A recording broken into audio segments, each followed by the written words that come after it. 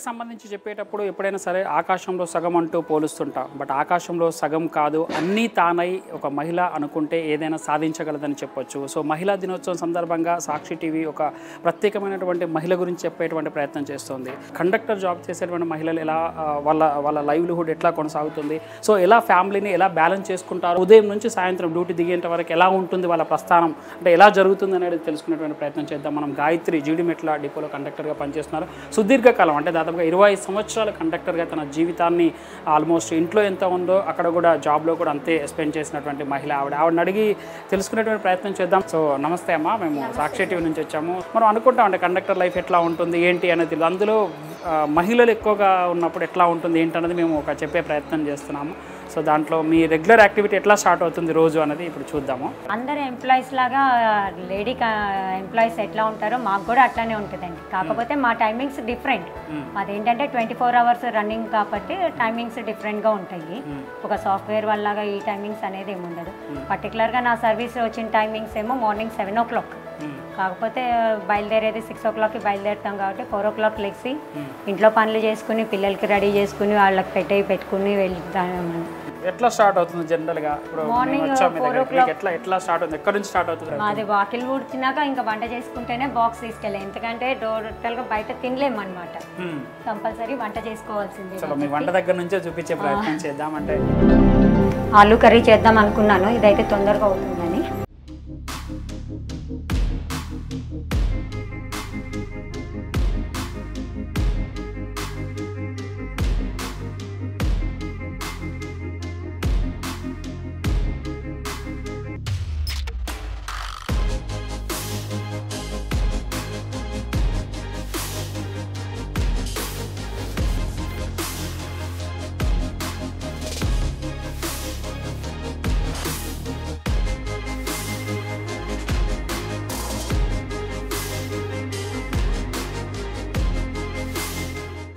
ఇంట్లోంచి బయలుదేరినటువంటి మహిళా కండక్టర్ ఇప్పుడు మనం జీడిమెట్ల డిపోలో పనిచేస్తుంది ఆవిడ. సో జీడిమెట్ల డిపోలోకి ఇక్కడికి రావడం జరుగుతుంది. సో ఇక్కడ నుంచే వాళ్ళ ప్రయాణం అంతా కూడా స్టార్ట్ అవుతుంది జీడిమెట్ల డిపో నుంచి.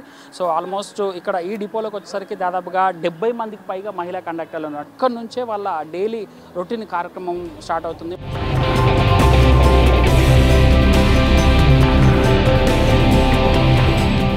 దుండిగల్ వెళ్తుంది, సికింద్రాబాద్ నుంచి వస్తుంది. సో ఆమెకి ప్రయాణం ఎట్లా ఉంటుందో తెలుసుకున్నటువంటి ప్రయత్నం చేద్దాం దాంట్లో.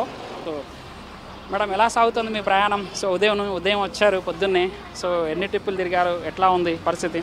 ఇప్పటికి స్టూడెంట్స్ కోసమని మనం షటిల్ తిప్పుతున్నామండి. దిండిగల్లో గండిమైసమ్మలో మన కాలేజెస్ ఎక్కువ ఉన్నాయి.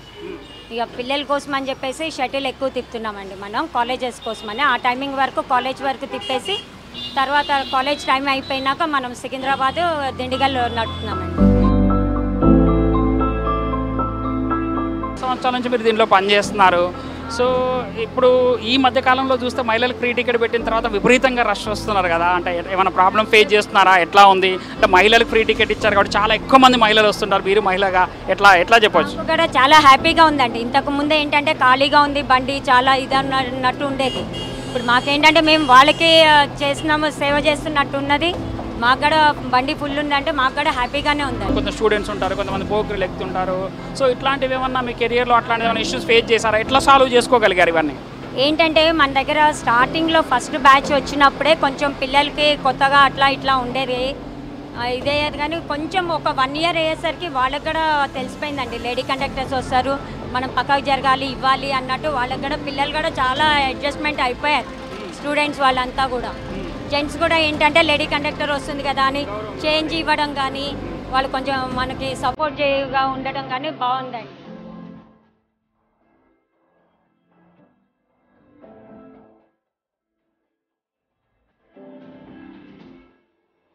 ఎన్ని సంవత్సరాల నుంచి ఫీల్డ్లో ఉన్నారు మేడం మీరు? నేను 98 నుంచి ఆల్మోస్ట్ 25 years కంప్లీట్ అయిందండి. 25 సంవత్సరాల మీ సుదీర్ఘ ప్రయాణం బస్సులోనే ఎక్కువ మటుకి. సో ఎట్లా అనిపిస్తుంది ఒక్కొక్కసారి వెనక్కి తిరిగి చూసుకుంటే 25 సంవత్సరాలు రోజు బస్సులో ప్రయాణం ఎట్లా అనిపిస్తుంది? రోజు ట్రావెల్ చేస్తాం కాబట్టి నేను లోకల్ కాబట్టి నాకు నేటివ్ లేదు. సో నాకు ఎట్లాగో అట్లా వెళ్ళాం కాబట్టి టోటల్గా నా జర్నీ అంతా ఇక్కడనే సరిపోతుంది కాబట్టి నాకు అంత ఇదనే ఏమి అనిపించదండి.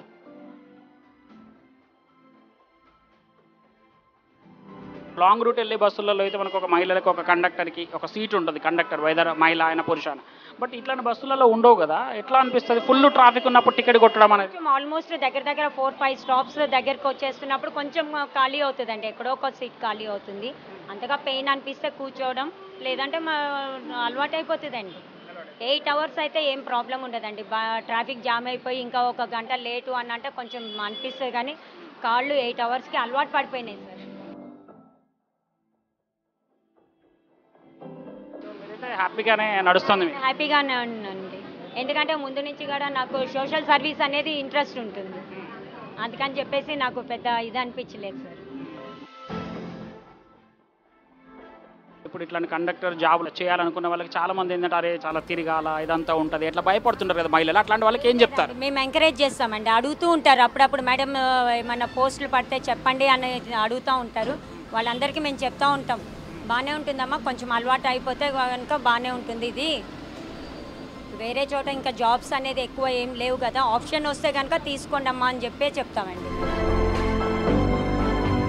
మహిళలకు ఒక మహిళా దినోత్సవం సందర్భంగా ఏం ధైర్యం చెప్తారు? మహిళలకు ఎట్లాంటి, మీరు సోషల్ సర్వీస్ కూడా చేస్తారు కాబట్టి. ఆ ఫీల్డ్ అనేది ఏం లేదండి లేడీస్కి, అన్ని ఫీల్డ్స్లో ఉన్నారు. ఇప్పుడు ఐటీ అని అంటే వాళ్ళు ఏదో ఇది అని అంటే వాళ్ళు నైట్ షిఫ్ట్స్ ఉంటాయి, వాళ్ళకి ఉంటాయి, వాళ్ళకి సేఫ్టీ ఉంది, మనకి సేఫ్టీ ఉంటుంది. ఇప్పుడు ఇంతకుముందు మనం సెకండ్ షిఫ్ట్ చేసామండి లేడీస్, ఇప్పుడు ఫస్ట్ షిఫ్ట్ ఇచ్చారు. ఆల్మోస్ట్ సెకండ్ షిఫ్ట్లో కూడా మనకు అంతా సేఫ్టీ ఉంటుందండి. 9 లోపలే డ్యూటీలు అయిపోతున్నాయి మనకు కూడా, లేడీస్కి ఆల్మోస్ట్ 9 o'clock లోపల కంప్లీట్ అయిపోతున్నాయి, సేఫ్టీ ఉన్నది, అంతా బాగుంటుందండి. ఇప్పుడు మనం ఎక్కడికి వెళ్తున్నాం మేడం? మనం దిండిగల్ వెళ్తున్నామండి. ఇప్పుడు ఎన్ని గంటలకు అయిపోతుంది మీ షిఫ్ట్? ఇప్పుడు ఇది వెళ్ళిన తర్వాత మళ్ళీ బాలనగర్ గండిమైసమ్మ వస్తే ఫుల్ షెడ్యూల్ కంప్లీట్ అవుతుందండి. తర్వాత నెక్స్ట్ ఇంకా అయిపోతుందండి, ఇవాళకి అయిపోతుంది. డిపోకి వెళ్ళిపోయినాక ఇవన్నీ అప్ప చెప్పాలి. గండిమైసమ్మ చేంజ్ అవర్లో ఇస్తామమ్మా, అక్కడ ఇస్తామండి. ఇది చేంజ్ అవర్ బండి, చేంజ్ అవర్లో సెకండ్ షిఫ్ట్ వాళ్ళు రెడీగా ఉంటారు, వాళ్ళు తీసుకుంటారు. ఈమె పేరు అంజలి. ఈమె ఒక అంతర్జాతీయ ఆర్చరీ ప్లేయర్ అయినప్పటికీ కండక్టర్ ఉద్యోగం అంటే ఇష్టంతో ఇక్కడ జాయిన్ అయ్యానని చెప్తోంది. ఇటు గేమ్ పైన అటు ఉద్యోగంలో తన లక్ష్యం ఒకటే, అదే సక్సెస్ సాధించడమని నవ్వుతూ చెప్తోంది అంజలి. సో ఒక నేషనల్ ప్లేయర్ కదా మీరు, సో కొంతమంది అన్నిటికంటే జస్ట్ 10th క్లాస్ అట్లా చదివిన వాళ్ళు కూడా ఉంటారు. సో అప్పుడప్పుడు మీకు అనిపిస్తుంటుందా, అంటే మీ మనసులో అయితే అనిపిస్తారు నేను వీళ్ళందరితో కలిసి పని చేస్తున్నాను, నా లెవెల్ వేరే ఉండేదేమో, లేకుంటే నేను చదువుకున్నాను అని అట్లాంటి ఏమన్నా ఫీలింగ్స్ ఎప్పుడైనా మీ మనసులో అట్లా అనిపించిందా? బాధ అనిపించడము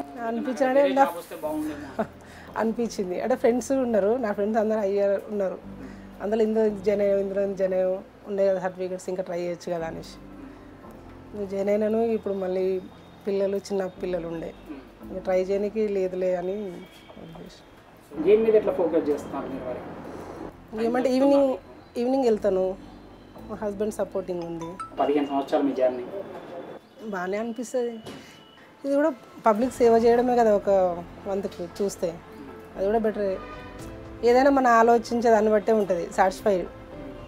ఏం చెప్పదలుచుకున్నారు ఇలాగా ఒక ఉమెన్ దీంట్లోకి వచ్చేటువంటి వాళ్ళకి ఏం చెప్పదలుచుకున్నారు? జెంట్స్కి లేడీస్కి ఏం అంటే తక్కువేం కాదు, అందరూ అందులో అన్నిట్లలో పాల్గొనాలి, తక్కువేం కాదు. ఏదైనా పోటీతత్వం ఉండాలి కదా, ఈక్వల్ ఉండాలి, ఇది ఎందులో లేడీస్ తక్కువ కావద్దు. కండక్టర్గా డ్యూటీ అంటే చాలా కష్టమైన డ్యూటీ, అయినా సరే ఇష్టంగా చేస్తున్నాం. పబ్లిక్ సెక్టార్ ఇది, పబ్లిక్ కోసం పనిచేస్తున్నాం. మేము సర్వీస్ చేయడానికి మేము సంతోషంగానే ఉన్నాం, మాకేం ఇబ్బందులు లేవు. ఆఫీస్ లోపల చేసే ఉద్యోగము అది ఒక రకంగా ఉంటుంది.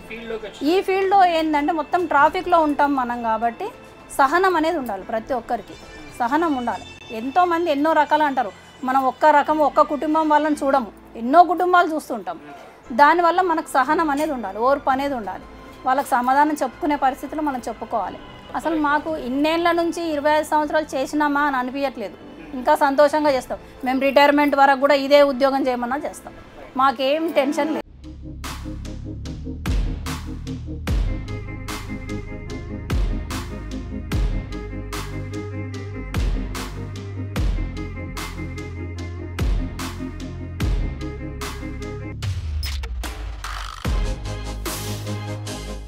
ఒక్కో మహిళా కండక్టర్ జీవితం ఒక్కోలా ఉంటుంది.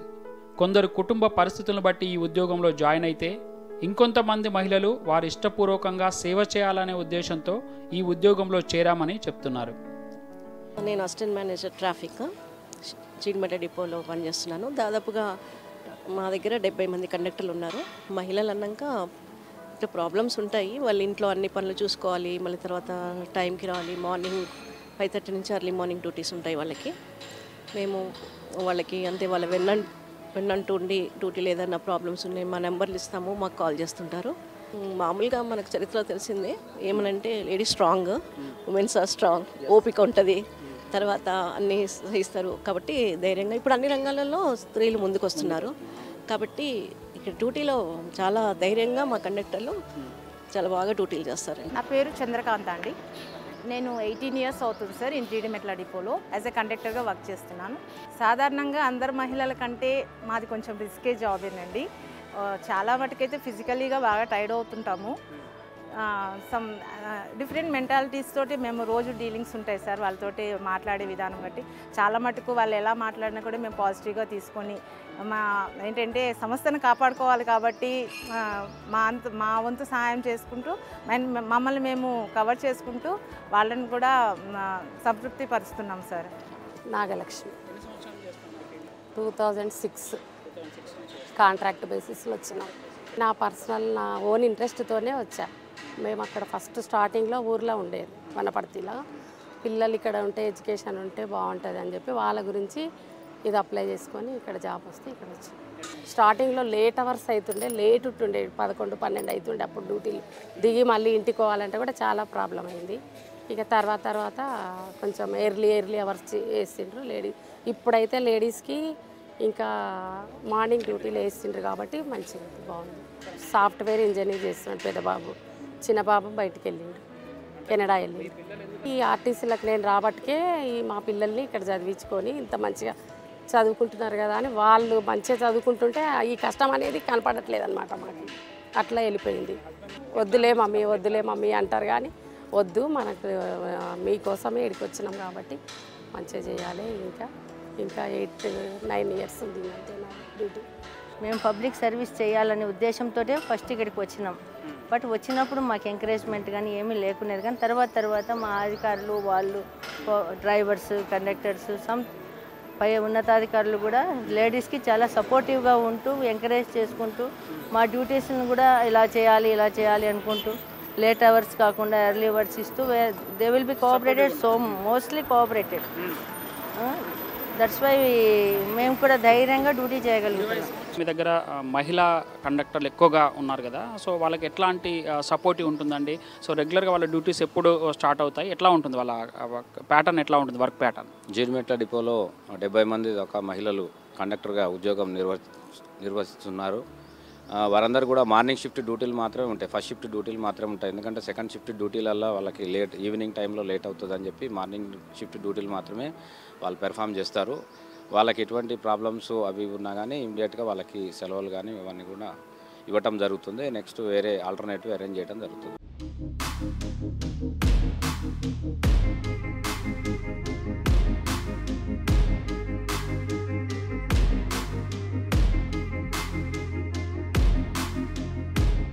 ఉదయం నుంచి ఇప్పటి వరకు గాయత్రి గారికి సంబంధించినటువంటి జర్నీ అయితే కొనసాగింది. చాలా హడల్స్ ఉన్నాయి, చాలా ఇష్యూస్ ఉన్నాయి, స్టూడెంట్స్కి సంబంధించి కావచ్చు, సో వీళ్ళకి సంబంధించి కావచ్చు, చాలా వరకు అంటే ఎన్నో ఫేస్ చేస్తూ వచ్చాము. సో ఓవరాల్గా కండక్టర్ జీవితం అనేది ఎలా ఉంటుందో గాయత్రి ద్వారా మనం చెప్పేటువంటి ప్రయత్నం చేద్దాం. ప్రతి మహిళ కూడా చాలా ధైర్యంతో ముందుకు సాగుతూ, అది కండక్టర్ జాబ్ అయినా సరే ఏ జాబ్ అయినా సరే చాలా ధైర్యంతో కొనసాగితే మట్టుకి ఖచ్చితంగా దేంట్లోనైనా సక్సెస్ సాధించవచ్చు అని చెప్పడానికి గాయత్రి లాంటి కండక్టర్లే ఉదాహరణగా చెప్పుకోవచ్చు.